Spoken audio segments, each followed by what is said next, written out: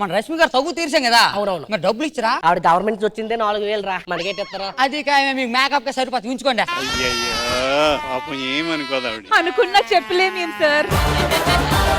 చెప్పరా మీ సమస్యలో ఏటే? అయ్యా మా ఆవు పేడ వేయట్లేదు, మీరే ఏదో ఒకటి చెయ్యాలా. నన్నే చేయమంటారా? Loan seat లాగమంతలేటే.